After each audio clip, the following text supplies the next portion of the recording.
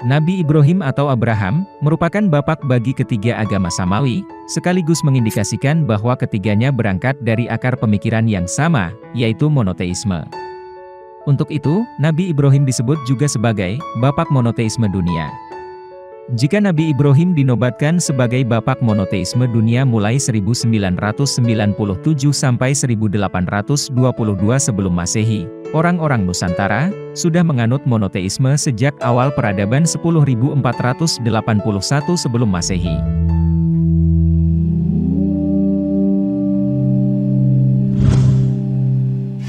Sebelum Islam datang ke Nusantara atau Indonesia mulai abad ke-7 Masehi, penduduk di negeri ini telah memeluk agama Hindu dan Buddha sejak sekitar abad ke-3 Masehi. Namun, jika urut lebih jauh lagi sebelum kehadiran agama Hindu dan Buddha, masyarakat telah memiliki sistem kepercayaannya sendiri. Ratusan tahun silam, di bumi Nusantara sudah terdapat keyakinan yang boleh dikata juga Islami. Dalam artian, tidak bertentangan dengan ajaran tauhid atau monoteisme dalam Islam. Menurut Hamka, orang-orang Nusantara sebelum menganut agama-agama, di dalam jiwa mereka telah ada persediaan untuk menerima kehadiran agama. Di dalam jiwa mereka sudah mulai tumbuh kepercayaan. Kata Hamka, ada dua hal yang menyebabkan tumbuhnya kepercayaan itu. Pertama, alam sekeliling, kedua soal hidup dan mati. Hasil kajian pustaka oleh para ahli sejarah menyebutkan, bahwa sebagaimana keyakinan dalam Islam, di Nusantara khususnya Tanah Jawa, sejak ratusan tahun silam sudah dianut satu keyakinan bercorak monoteis, yakni kepercayaan akan keberadaan suatu entitas tunggal tak kasat mata, namun memiliki kekuatan adikodrati terhadap kehidupan dunia. Entitas tunggal inilah yang mereka yakini, dianggap layak sebagai satu-satunya yang berhak disembah, dan mereka sebut sebagai Sang Hyang Taya.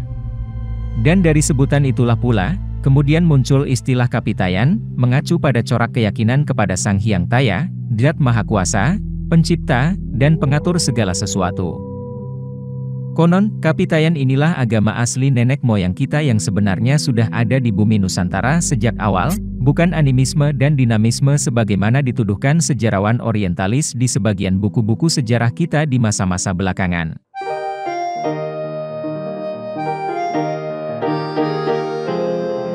Mungkin perlu diketahui, bahwa konsep Hyang sebenarnya adalah konsep asli dari sistem kepercayaan masyarakat Nusantara, khususnya di Tanah Jawa. Bukan konsep ajaran Hindu atau Buddha dari India, sebagaimana yang selama ini sering dipahami banyak orang. Karena, kata Hyang sendiri, sudah lama dikenal dalam bahasa Jawa, Sunda, Melayu, Kawi, dan Bali, yang bermakna keberadaan kekuatan adikodrati yang supranatural. Keberadaan spiritual bersifat ilahiyah yang mencipta, mengatur, dan mempengaruhi segala sesuatu yang ada di alam jagat raya. Entitas absolut yang mustahil dibayangkan dan digambarkan, apalagi sekadar didekati dengan panca indera. Maka karena sifatnya yang demikianlah, orang Jawa pun mendefinisikan Sang Hyang Taya, yang berarti hampa atau kosong, tapi bukan berarti tak ada, dalam satu kalimat bernas, Tan Keno Kinoyo Ngopo, yang keberadaannya sama sekali tak bisa diapa-apakan. Pangeran Iku Langgeng, Tan Keno Kinoyo Ngopo, Sangkan Paraning Dumadi.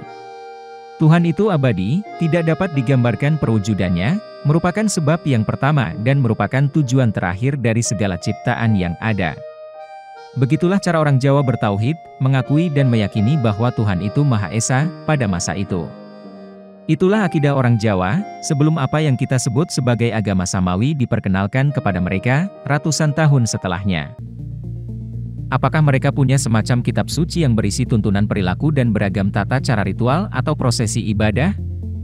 Bukankah orang Jawa juga dikenal berpemahaman, bahwa keyakinan yang dianut, tak patut hanya berhenti pada keyakinan, apalagi bahan perdebatan semata, melainkan harus mengejawantah dalam tingkah laku dalam kehidupan keseharian mereka?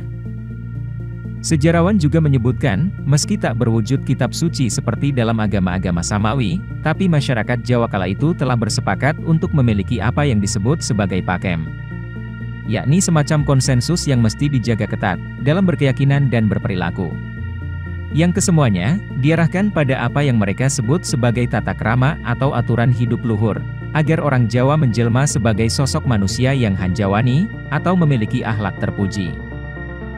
Tata krama dengan pakem yang terjaga ketat itulah, yang dapat dianggap sebagai kitab suci keyakinan Kapitayan, yang juga mengatur muamalah orang Jawa dalam bermasyarakat.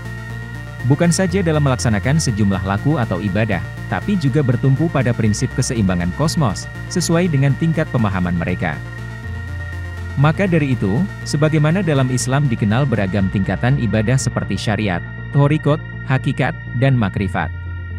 Maka, di kalangan Kapitayan pun sudah dikenal adanya praktik-praktik laku yang berbeda antara masyarakat awam, dengan kalangan di atas awam, dalam berhubungan dengan Sang Hyang Tunggal yang Maha Gaib.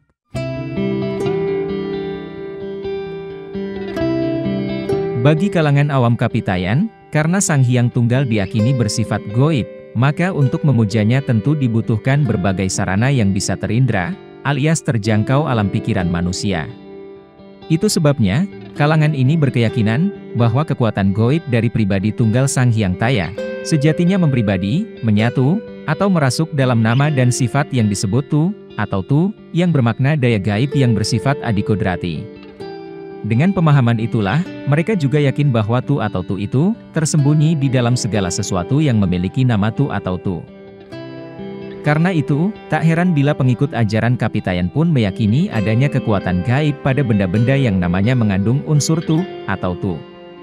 Seperti watu, tugu, tulang, tumbak, tunggak, tulup, turumbuhan, untu, pintu, tutut, tupeng, tusan, tupong, tuparem, tuok, tuya, dan sebagainya bahkan termasuk Tuan, Tuhan, dan hantu.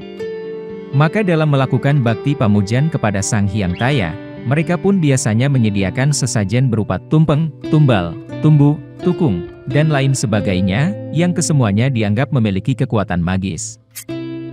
Sementara untuk para ulamanya Kapitayan, yang tingkatan pemahamannya berada jauh di atas pemahaman kalangan awam, sudah memiliki tata cara tersendiri dalam menyembah langsung, atau sembahyang, yang berasal dari kata sembah ing hyang, kepada Sang Hyang Taya. Di sebuah tempat ibadah yang disebut sanggar, mirip juga dengan sebutan langgar, atau surau di kampung-kampung, penyembahan ini dilakukan dengan gerakan-gerakan tertentu, yang urut-urutannya juga sangat mirip dengan tata cara sholat kita di zaman sekarang.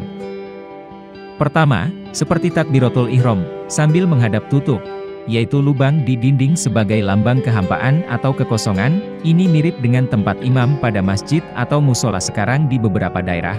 Ulama Kapitayan melakukan tulajek, atau berdiri tegak, sambil mengangkat kedua tangan, dengan maksud menghadirkan Sang Hyang Taya di dalam tutut, atau hati. Setelah dirasa Sang Hyang Taya sudah bersemayam di hati, langkah selanjutnya adalah tangan diturunkan. Setelah tulajek dirasa cukup, gerakan dilanjutkan ke posisi tubuh tungkul, atau membungkuk dengan wajah menghadap ke tanah, persis seperti posisi rukuk dalam sholat. Setelah itu, gerakan dilanjutkan lagi ke posisi tulumpak, atau duduk bersimpuh dengan kedua tumit diduduki, mirip duduk iftiros, sampai kemudian beranjak ke posisi terakhir, yang disebut tondem, atau bersujud, dengan menempelkan dahi di atas tanah. Sampai di sini, muncul pertanyaan, mengapa tata cara ibadah Kapitayan ini sangat mirip dengan tata cara sholat kita dalam Islam? Benarkah nenek moyang kaum pribumi Nusantara lama merupakan anak keturunan Nabi Syits dan Nabi Nuh, sebagaimana dinyatakan sebagian kalangan peneliti sejarah? Inikah pula penyebab utama tidak adanya perlawanan berarti dari masyarakat Nusantara atas kehadiran ajaran Islam yang dibawa para wali dalam dakwah mereka, khususnya di tanah Jawa? Atau mungkinkah justru ini alasan sebenarnya kenapa para wali Songo mendakwahkan Islam dengan cara mengakomodir tradisi, budaya, dan kearifan lokal yang sudah ada? Karena sesungguhnya para wali itu sudah tahu sebelumnya bahwa masyarakat Nusantara memang sudah berstatus Muslim sejak lama,